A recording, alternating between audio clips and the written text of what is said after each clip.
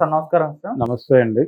Sir Himesh మన్కడే అని ఒక Bollywood journalist ఇక్కడ విజయ్ దేవరకొండ గారి పైన కొన్ని సెన్సేషనల్ కామెంట్స్ అయితే చేశారు సార్. అంటే లైగర్ సినిమా టైంలో విజయ్ దేవరకొండ టాలీవుడ్ లో టాప్ హీరో అన్న విధంగా వాళ్ళ పిఆర్ అండ్ మీడియా ప్రొజెక్ట్ చేసింది.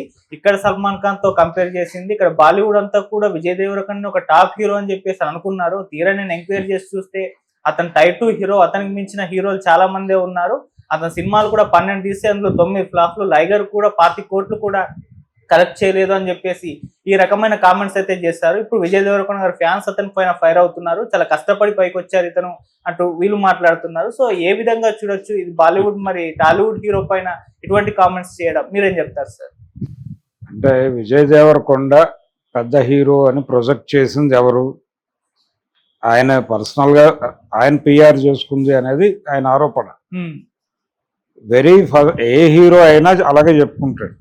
ఏ హీరోని ప్రజెంట్ చేయాలనుకున్నా కానీ లేదు ప్రొజెక్ట్ చేయాలనుకున్నా కానీ అదే చెప్తారు. చేసినప్పుడు అతని పెర్ఫార్మెన్స్ ఏమిటి అనేది చూశారు కదా వాళ్ళు. ఈ సినిమాతోనే అంటే లైగర్ సినిమాతోనే పరిచయం కాదు కదా, అంతకు ముందు కూడా విజయ్ దేవరకొండ తెలుసు కదా.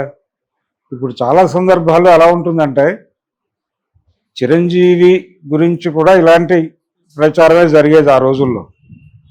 అంటే ఆయన మార్కెట్ ఎక్స్పాన్షన్ అనే ప్రోగ్రామ్ ఆ రోజుల్లో లేదు, కానీ ఈయన ప్రతిబంధ అనే సినిమాలో యాక్ట్ చేశాడు అక్కడికి వెళ్ళి.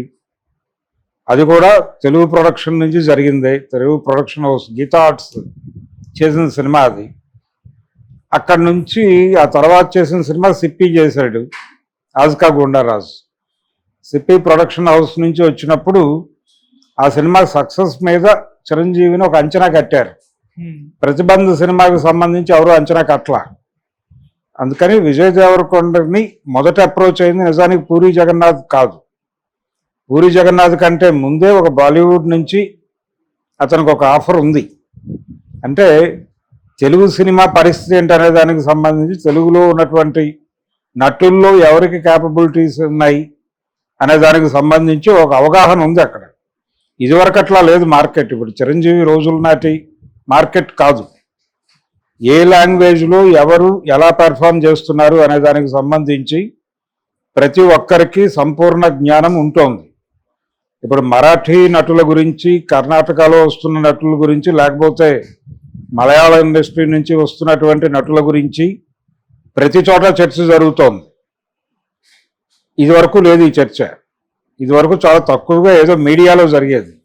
ఇప్పుడు ఆడియన్స్లో జరుగుతోంది చర్చ.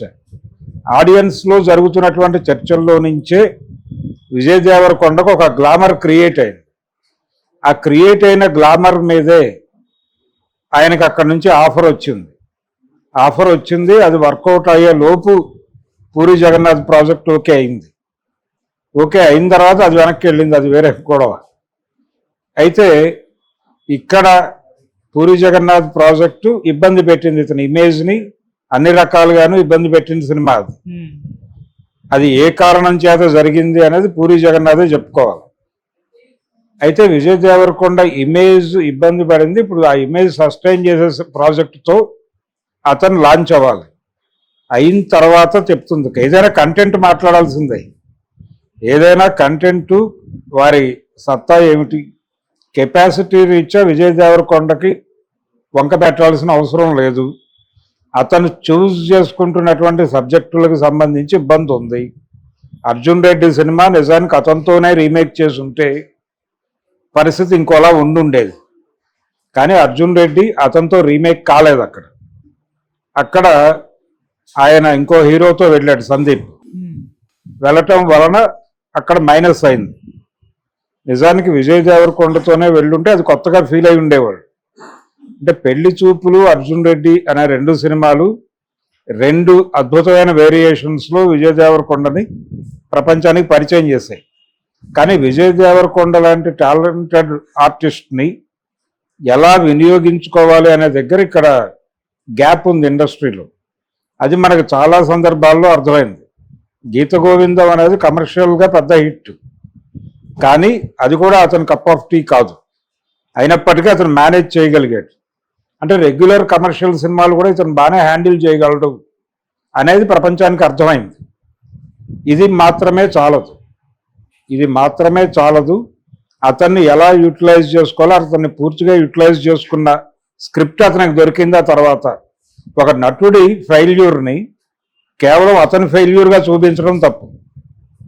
అతన్ని ఎలా హ్యాండిల్ చేశారు, అతనికి ఎలాంటి స్క్రిప్ట్లు ఇచ్చారు అనేది చూడాలి. వరల్డ్ ఫేమస్ లవర్ అని ఒక సినిమా తీశారు, కెఎస్ రామారావు గారి బ్యానర్లో వచ్చింది. అది అందులో విజయ్ దేవరకొండ తప్పేం లేదు. డైరెక్టర్ ఫ్లాట్గా వెళ్ళిపోయాడు సినిమా కథ విషయంలో. స్క్రీన్ ప్లేలో మ్యాజిక్ లేదు, ఆయన మ్యాజిక్ని నమ్ముకుని ఫ్లాట్గా వెళ్ళిపోయాడు.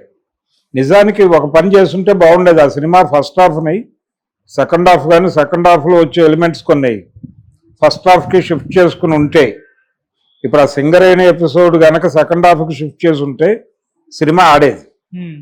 అలాంటి కొన్ని లోపాలు జరిగినాయి, సినిమా వెళ్ళిపోయింది, అది వేరే గొడవ. ఇలా అతన్ని వాడుకోవడంలో జరిగిన లోపాల వలన, అతని కెపాసిటీకి తగిన స్క్రిప్టులు తీసుకురాలేకపోవడం వలన అతనికి అనివార్యంగా ఫెయిల్యూర్స్ వచ్చేసినాయి. కానీ వాళ్ళు చెప్పినంత జాబితా లేదు అక్కడ. ఇప్పుడు ఆ బాలీవుడ్ జర్నలిస్ట్ గారు చెప్పినన్ని సినిమాలు చేయలేదు, చేసే పరిస్థితి కూడా లేదు. వచ్చిన సినిమాలు 9 సినిమాలు డిజాస్టర్ అని ఎలా చెప్తాడు? చేసినవన్నీ సినిమాలు వాళ్ళు చెప్తున్న లెక్క తప్పే కదా. అది ఆ కౌంటే తప్పైనప్పుడు ఇంకా ఒపీనియన్ ఎలాగా? ఎవరు ప్రొజెక్ట్ చేశారు ఇతన్ని? వాళ్ళే ప్రొజెక్ట్ చేసుకున్నారు. ఇతను అంటే ఇప్పుడు పిఆర్ టీం అక్కడికి వెళ్ళి అక్కడ మీడియాని మేనేజ్ చేసి ఏదో కథనాలు రాయించడం అనేది కాదు. బిగ్గర్ దాన్ బచ్చన్ అని చిరంజీవి గురించి ఎవరు రాశారు ఆ రోజున? వీళ్ళు ఏదో రాయించారని కదా గొడవ, ఆరోపణ. కానీ రాసిన వ్యవహారం అర్థమైందిగా. ఆ తర్వాత అంటే ప్రాపర్ స్క్రిప్ట్ పడకపోతే ఏ హీరో కూడా చేయగలిగింది ఏమీ లేదు. బూడిదలో పోసిన పన్నీరే అవుతుంది. అంత మాత్రం చేత వాళ్ళ క్యాపబిలిటీస్ మీద క్రిటిసిజం పెట్టడం తప్పు. అంటే ప్రాపర్ స్క్రిప్ట్ పడి ఇతని వలన ఫెయిల్ అయినటువంటి సినిమా ఉంటే అది ఓకే, అది మాట్లాడవచ్చు. కానీ ఇతని వలన ఫెయిల్ అయినటువంటి సినిమా ఇప్పటిదాకా మనకు కనిపించాల. ప్రాపర్ స్క్రిప్ట్ పట్టడం లేదనేది ఆందోళన. ఇప్పుడు ఖైదీ నుంచి విజేత వరకు చిరంజీవికి భారీ విజయం సాధించిన సినిమాలు ఏమున్నాయి? డబ్బులు తీసుకొచ్చిన సినిమాలు ఉన్నాయి, డబ్బులు కలెక్ట్ చేసిన సినిమాలు ఉన్నాయి, హెవీ రెవెన్యూ కలెక్ట్ చేసిన సినిమాలు కూడా ఉన్నాయి. కానీ మేజర్ సెంటర్లలో సద్దినోత్సవాలు అనేది ఒక విజయానికి సంకేతంగా ఉన్న రోజులు అవి. ఆ ప్రకారం ఆ గణాంకాల ప్రకారం చూస్తే ఖైదీ తర్వాత విజేతే. మరి మధ్యలో వచ్చిన ఛాలెంజ్ ఇవన్నీ ఏమిటి? అవన్నీ కూడా డబ్బులు తెచ్చినాయి బాగా. కానీ ఆనాటి గణాంకాల ప్రకారం హిట్ అంటే ఇన్ని సెంటర్లో సద్దినోత్సవం జరుపుకోవాలి. ఎందుకు రాలేదు చిరంజీవికి ఇమ్మీడియట్గా ప్రాపర్ ఆ స్థాయి హిట్ అంటే? ప్రాపర్ స్క్రిప్ట్ రాకపోవటమే. ఆయన వచ్చిన వాటిలో చూస్ చేసుకుంటాడు ఎవడైనా, కానీ ప్రతిసారి బెటర్ స్క్రిప్ట్ రాదు.